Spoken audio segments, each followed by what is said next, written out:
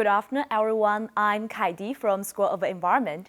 It's a great honor to be here to share my experiences and thoughts about climate action from the perspective of international organizations. I'm a girl born and grew up in Shandong province. There is cliché that as a Shandong person, especially a girl, working as a civil servant would be the best professional choices you could make. And as a well-educated, independent girl in the modern China, I buy it deeply during my first 20 years. However, this solid belief was challenged after a 10-day field trip in Myanmar in 2018.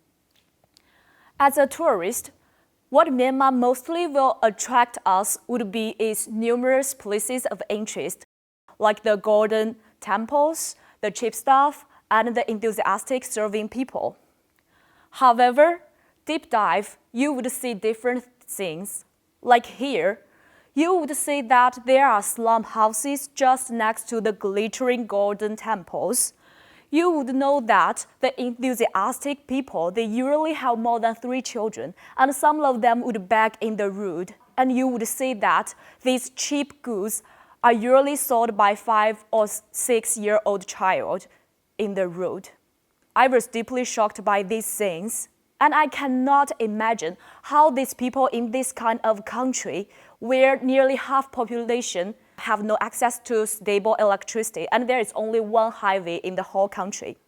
How can they imagine a life without worrying about the security, the food supply, and even more, the Sustainable Development Goals? And suddenly some questions came into my mind. I started to ask myself, can I help? How can I help? And even more, will I devote all my career to help? At that time, I gave myself the answer. Yes, I would definitely want to contribute to work for those vulnerable people in the developing countries. But suddenly a question came to my mind too. If I worked for these vulnerable people in developing countries, will I still be the civil servant? Will I still get the highest respect in Shandong province? I think yes. I will still work as a civil servant. It's just I don't work in China, but internationally. So, with this determination in mind, I started to seek for opportunities to intern in the United Nations. And luckily, I got the chance to work in Division of Sustainable Development Goals, Department of Economic and Social Affairs in UN New York headquarters in the first half of 2020. This is my branch, DESA, in the huge UN system. And my main responsibility there was to support the global pilot program on science, technology, and innovation for promoting SDGs in 5 African countries.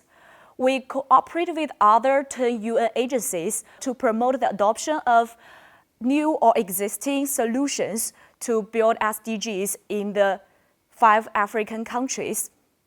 At the beginning of my internship, I participated in a 7-day SDG capacity building workshop in Guilin, because one of our core working principles would be the multi-stakeholder collaboration.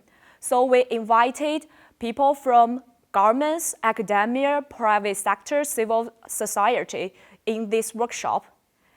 And after hearing these successful SDG solutions, a huge doubt came into my mind.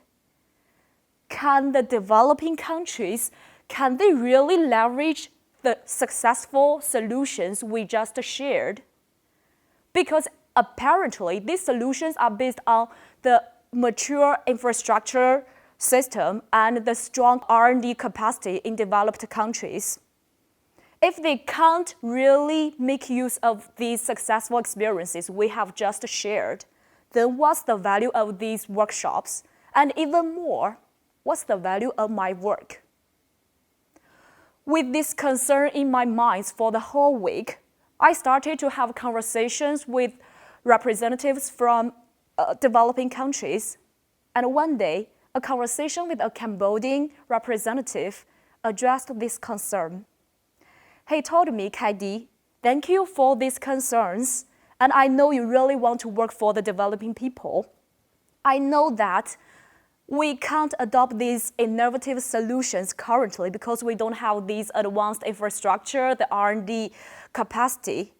But it's still useful for us to participate in this workshop because these pioneering solutions can give us the direction of where we should go in the future.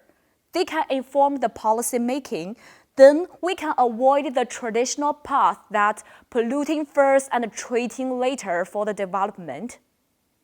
That's one perspective.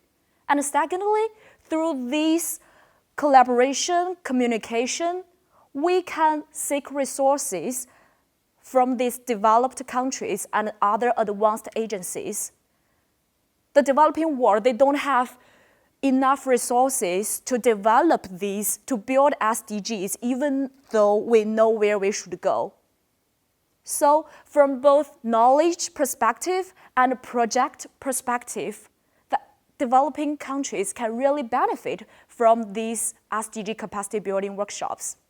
And after this conversation, my concerns are totally addressed.